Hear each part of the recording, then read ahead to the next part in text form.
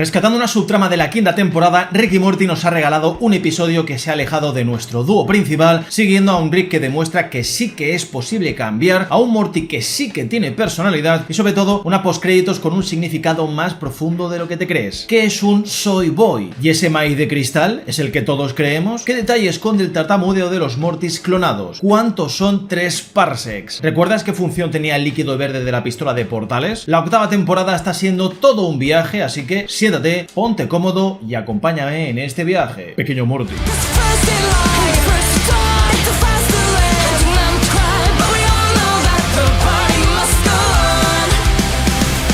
Muy buenas mis aquí vuestro maestro, ¿qué tal? ¿Cómo estáis? Espero que estéis tan felices como lo estoy yo después de un capítulo de Rick y Morty tan bueno como este. The Rick, The Mort and The Ugly es un episodio que homenajea directamente estos westerns donde el caos, lo salvaje y la venganza eran los ingredientes principales de cualquier historia. El título del episodio es una referencia clarísima al clásico de Clint Eastwood, el bueno, el feo y el malo, que por cierto es un peliculón. Todo comienza con lo que parece ser una trama normal de la serie, con un Morty que está utilizando un spinner que en su momento se consideró una herramienta para ayudar a pacientes autistas o con déficit de atención, que fue extremadamente popular en 2017. Yo estuve allí, Gandalf.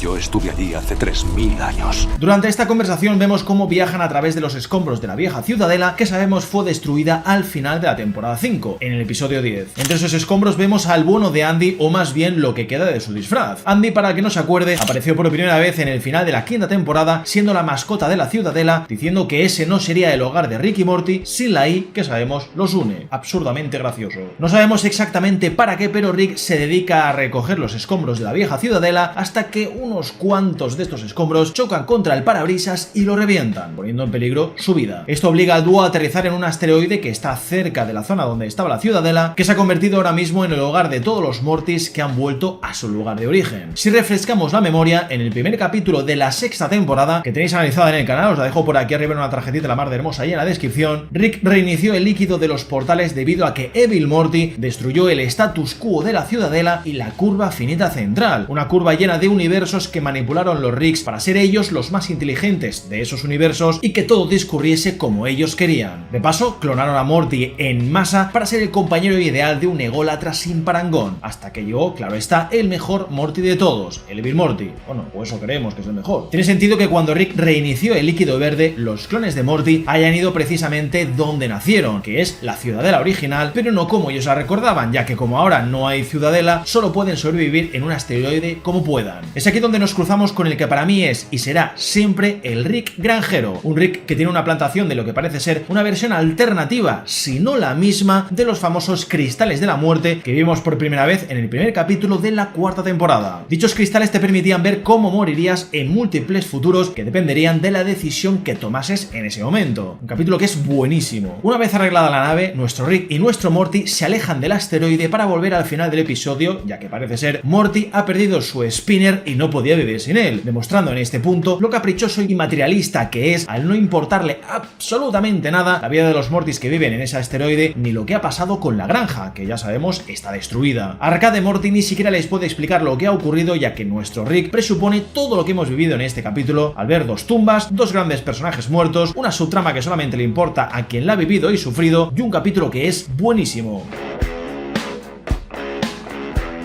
El Rick granjero me ha encantado como personaje, o sea, solitario, con su granja ahí, apartado de todo el mundo e intentando vivir de la forma más sencilla posible después de haberlo tenido todo. Me gusta pensar que tal y como vemos al final del capítulo, el Rick granjero siempre ha sentido algo por los clones de Mortys que él sabemos ayudó a perfeccionar. Es como que no puedes evitar pensar que como creador ha creado una especie de vínculo con sus creaciones, sintiendo de alguna manera un afecto que no puedes explicar con palabras, pero sí con actos. De la misma forma que Rick le da la razón a Morty antes de cruzar el portal, como una demostración de que poco a poco está cambiando como persona y también como abuelo, Rick granjero también demuestra ser de los pocos Ricks que puede cambiar algo en su interior. Esto lo digo porque, como sabemos, por el final de la quinta temporada existía una escuela de Mortys donde estos eran adoctrinados para darle siempre la razón a Rick y ser así el Morty perfecto, el compañero que no puede luchar contra alguien que es más inteligente que él porque es súper inseguro. En un montaje musical donde escuchamos a los Wood Brothers y su canción Luckiest Man, que se traduce como hombre afortunado, tenemos una canción con tintes sarcásticos que trata sobre cómo tu vida, para ti, es una desgracia llena de pérdidas y fracasos, pero para los demás eres alguien afortunado porque tienes cosas que ellos no. Y es que nada más lejos de la realidad, ya que tenemos a un Rick que pasó de ser una pieza clave en la maquinaria de Mortis de la Ciudadela a un hombre sencillo que no puede huir de su pasado. Me encanta cómo vemos a sus animales de granja con mutaciones horribles, no sabemos si fruto de sus experimentos, por la radiación del asteroide, la comida de mierda que les da o por alguna clonación que ha salido mal, pero justo aquí vemos a un cerdo de 3 ojos que está enfermo y que no deja de vomitar, siendo aislado del resto por un dispositivo de separación de Rick. Esto me hace gracia porque en vez de sacrificarlo por estar enfermo como seguramente haría cualquier granjero, simplemente lo separa del resto para que no se propague esta enfermedad por la comida, dándonos indicios de que este Rick en concreto ha sabido apreciar de alguna forma la vida de los demás. Vamos, que creo yo que no es un desgraciado con el corazón frío como un témpano como si son otros Ricks. Al dirigirse al pueblo pasa alrededor de toneladas y toneladas de restos de la vieja ciudadela que sabemos fue destruida, con unos planos y una fotografía muy western. Entre estos escombros encontramos el cartel de Ricks, ese puestecito que veíamos de fondo en la ciudadela, como por ejemplo en el 10º capítulo de la primera temporada y el primer capítulo de la tercera. Creo que esto se merece un buen like, ¿no crees? Es gratis, lo tienes ahí abajo, apoyas más de lo que te crees. Y si te suscribes ya, la hostia. Rick Granjero le entrega materiales y esas botellas al arcade Morty, cuyo pelazo me ha recordado sin lugar a dudas a Slick Morty. Acordaos aquel Morty que estaba en la escuela de Mortis que acabó pidiendo su deseo en ese portal de los deseos que había en la ciudadela. Él quería encontrar para los Mortis un lugar en el que pudiesen ser felices y libres. Cuando Slick Morty se lanzó al portal, resultó que este era un basurero de la ciudadela, desconociendo para siempre su destino. El pobre, en teoría, tenemos que entender que murió anhelando que la vida de los Mortis de la ciudadela cambiase para siempre. Y es algo que al final ha acabado ocurriendo. Por lo tanto, el deseo se ha cumplido. Y no solamente por lo que hizo Evil Morty en esa temporada. Tras un momento bastante gracioso con Morty y Doctor, llegan los Ricks mercenarios a raptar a los Mortis para extraerles su ADN y seguir encontrando así el código fuente de la clonación. Como la ciudadela fue destruida, los archivos y conocimientos de la clonación se perdieron para siempre y no se acaba de avanzar en este tema. Me encanta que aterricen con la canción de la cucaracha y que conviertan el apacible poblado de Mortis en un caos absoluto que parece más una abducción que una agradable visita. Entre estos Mortis encontramos a uno que lee el Sex Vogue, una revista que ya vimos en el primer episodio de la 6ª temporada. Si esta revista ha aparecido en más capítulos, no dudes en dejármelo en la caja de comentarios para así completar este vídeo con las referencias que se me hayan podido escapar. También tenemos a un Morty con una calavera como casco que juega con un yo-yo que no deja de ser el spinner pero de los años 90. Al final, cada Morty necesita obsesionarse con algún tipo de juguete, da igual su utilidad. Ah, y por cierto, me encanta que hayamos visto al Dr. Morty en este plano de presentación del bar arcade, O sea, ahí lo tienes. Mira lo que fresco. En esta escena vemos una interacción entre los Ricks que son clones y el granjero que sabemos es puro y sin adulterar. Los clones le disparan sin ningún tipo de respeto, dejándolo hecho un colador para que sus robots lo recojan y lo curen de las heridas. De ahí lo de puro y sin adulterar, porque quieras o no, para mí este es un detalle que es muy importante y a valorar, ya que desde que Rick es el inspector Gadget, yo no siento ningún tipo de sensación de peligro o de miedo a que este personaje muera en algún momento, porque es que literalmente es inmortal. Ver cómo Rick Granjero pierde un brazo o sufre grandes daños, algunos casi irreparables, necesitando de esos robots quirúrgicos para salvar su vida, yo es algo que echaba mucho de menos. Como vemos, los mercenarios vuelven a la ciudadela para entregarle la mercancía al llamado jefe Hawk Rick, que fue clonado para la cadena de pollo frito Big Rick, la cual es una clara referencia al coronel Sanders de la cadena de comida rápida Kentucky Fried Chicken. Espacio no promocionado. Digamos que es una mezcla entre el coronel Sanders y el jefe Hawk de la serie de los 80, Los Duques de Hazzard. De ahí su nombre y también el sombrero. Me encanta que sea un Rick que finge su acento sureño únicamente para aparentar. De la misma forma que su guardaespaldas es una versión de Rick que parodia a Oddjob, que viene directamente de la película de Goldfinger de James Bond, interpretando a uno de esos villanos tan míticos que no solamente era muy corpulento, sino que tenía un sombrero de copa con un revestimiento de metal que podía cortar cualquier cosa. En su base podemos ver como todo tiene un estilo western, tanto en la decoración como en el bar y las vestimentas. Esto es un lugar sin ley, salvaje y violento, como era el lejano oeste. En esta cantina hay Ricks mujeres, como por ejemplo esta cantante o las señoritas de compañía que podemos ver aquí y aquí. La moneda de cambio para seguir trayendo a Mortis es el famoso líquido verde que, por lo que sabemos, escasea dependiendo de lo que el guión quiera, ya que tras el reinicio del fluido verde de portales en la 6ª temporada, en teoría ya no había más problema con esto. Imagino que al vivir en un planeta remoto con tanta escasez de recursos y una climatología como esta, la mejor moneda de cambio para los Ricks, el suministro de fluido verde es muy escaso, convirtiéndolo en una moneda muy valiosa para que los Ricks tengan que hacer lo que hacen. Parece ser que el jefe Rick quiere devolverle a la ciudadela la grandeza que tenía antaño, esclavizando a todos los Mortis posibles para que los Ricks vuelvan a ser dueños y señores de lo que sea que hagan. Me hace gracia que el Rick con un bigote enorme quiera irse a una dimensión de gente sin vello facial facial, entiendo que para que le adoren, ya que sería el único que tiene pelo en la cara. Pero el más turbio y gracioso es el calvo que se quiere ir a un universo donde el racismo sea algo guay, llevándome a pensar irremediablemente que, pues,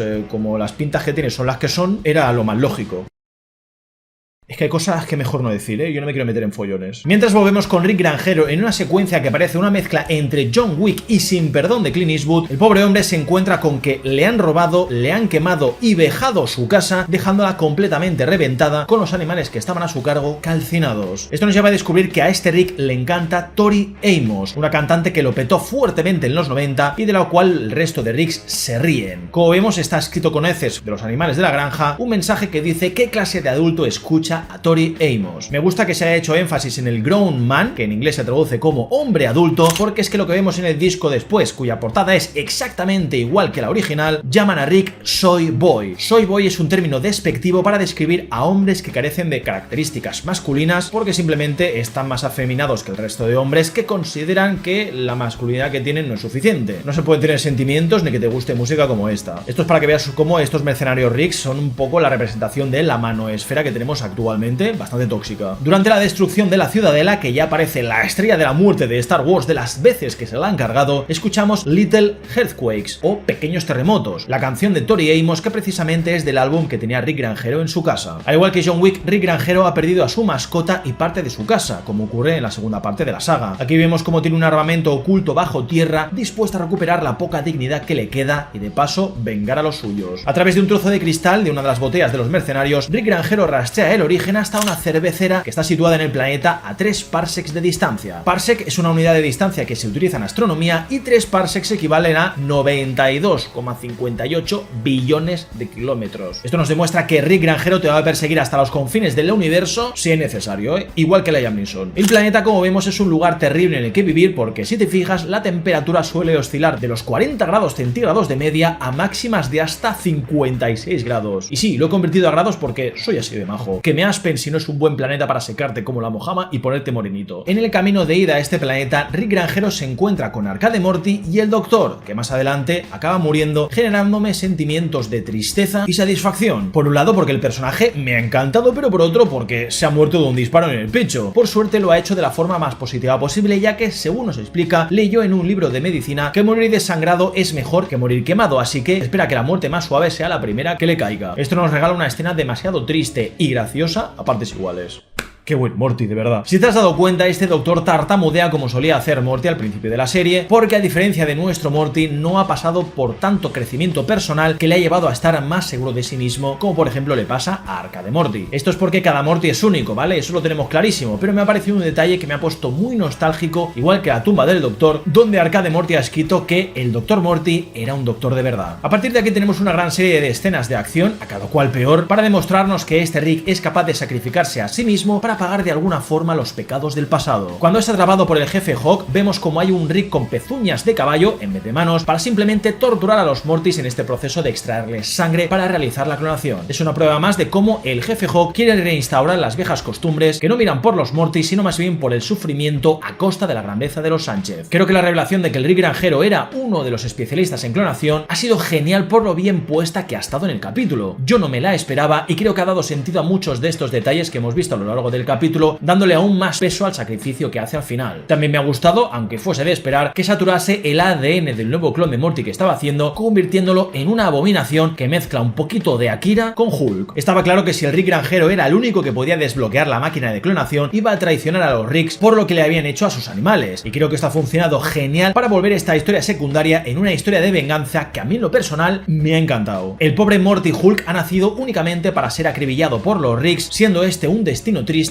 ya que su único cometido ha sido este. No ha podido ser libre, no ha podido vivir en paz y únicamente ha conocido la guerra, a pesar de que su sacrificio haya servido para darle a los suyos un poquito más de tiempo para escapar de este lugar sanos y salvos. Al final, este gran jefe y sus secuaces no dejan de ser una representación de este lejano oeste más puramente confederado, expansionista y coloquial, que miraba más por su cartera y beneficio propio que por la cultura local, los recursos o el terreno que no había que sobreexplotar. Como no, Rick y Morty lo ha hecho otra vez. Me encanta que los robots de Rick se hayan podido cargar a alguno de los los Riggs mercenarios a pesar de no disponer de sus motores, triturándolos como si fueran carne picada. Y al más puro estilo jefe final, me ha encantado que el jefe Hawk haya demostrado que es cobarde como una rata, yendo a su despacho a sacar de la caja fuerte lo más valioso que tiene en ese momento, una botella entera de fluido de portales de color verde. Me parece genial ese póster promocional al estilo Kentucky Fried Chicken con el aceite hirviendo ahí listo para freír pollo. Aquí hay un detalle genial como ese de la pistola escondida en la mesa del jefe que nos impide conocer cuáles eran los planes del rico ojeroso. Por lo visto parece ser que planeaba algo más que un simple salto con el fluido de portales, pero eso será para otra historia. El caso es que aquí el jefe, cuando le disparan la cabeza, llama al escritorio Escritoire Weapon, es decir, pistola de escritorio. Escritoire, para que no lo sepa, es un tipo de mueble que se popularizó en Francia en el siglo XVIII y que consistía en un escritorio bajo con una tapa que podía inclinarse para tener así una superficie en la que poder escribir o leer. Proviene del francés de la palabra écrire, que significa escribir. El punto de todo esto aquí está en que a día de hoy se están descubriendo algunos de estos escritorios con compartimentos ocultos que nadie había visto hasta ahora, así que flipa con los secretitos. El hecho de que haya un arma oculta creo que es más una referencia a este tipo de escritorios que otra cosa, y a mí irremediablemente me ha llevado a pensar en esa hebilla del cinturón del personaje interpretado por Tony Savini en Abierto hasta el amanecer, llamado Sex Machine. Simplemente espectacular. Tan espectacular como el momento donde el gran jefe, tras enfrentarse al granjero Rick, se asquea con la mera idea de imaginarse cómo será el acto sexual, ya que él es un clon y ha nacido en un tanque enorme, no de forma natural. Al soltarle su eslogan original, el jefe cree que el granjero Rick es su creador, pero nada más lejos de la realidad, ya que el granjero Rick se ríe en su cara alegando que esto no es el mito del autor. Esto se refiere a un concepto que trata de buscarle origen y significado a una obra porque así era la intención del autor al escribirla. Es decir, que el jefe cree que está ante su padre y que todo esto tiene sentido gracias a que Rick Granjero le creó. Pero repito, esto no es así, ya que Rick Granjero nos explicó lo alejado que ha estado siempre de la creación de clones, ya que en cierto punto de la historia, al ser tan grande la ciudadela y el proyecto de clonación, pasaba notas, delegaba poderes y poco más. Y esto es algo que me encanta porque es que se está riendo en la cara del clon, que se las daba de importante y pensaba que su vida tenía un sentido y un propósito enormes, como devolverle a los Ricks esa grandeza de antaño en la ciudadela. Tras reventar la ciudadela, los Mortis escapan de la misma forma que los Asgardianos en Thor Ragnarok. Buscan la felicidad y la libertad que tanto ansiaban en otro planeta. Aquellos que fueron creados con recuerdos falsos y un propósito ya preestablecido tienen la oportunidad que los Ricks nunca han tenido, y es algo que me encanta. Tenemos a un Morty granjero que se queda en un planeta lleno de trigo para ser feliz con muy poquito, al de la calavera en un planeta de vacas alienígenas gigantes que, bueno, lo aceptan sin problemas, al Morty ludópata que lo dejan en un casino como la opción más lógica, ya que desde el principio del capítulo en el arcade bar lo vemos ahí de fondo en la máquina tragaperras, y por último al Morty minero que lo dejan en un asteroide para ser feliz picando piedra, sin muchas opciones de salir de ahí porque yo no he visto a nadie trabajar en ese asteroide, o sea, creo que está solo. Al final el arcade Morty es el único Morty cuyo destino está en proteger y en teoría reconstruir la granja del Rick Granjero. Honrará de esta forma su legado o quizás encontrará un nuevo propósito a seguir. Mientras está lamentándose por todo lo que ha ocurrido, aparecen nuestro Rick y nuestro Morty preocupados por el spinner que Morty ha perdido en esa zona. Esto no es más que una representación de cómo cuando desconocemos el contexto de las cosas nos la trae al pairo de una forma tremenda. A Rick y a Morty le da igual lo que ha ocurrido ahí. A pesar de que ha sido una subtrama increíblemente dramática y violenta, ellos han venido a buscar al spinner de Morty y nada más. Cuando lo han encontrado...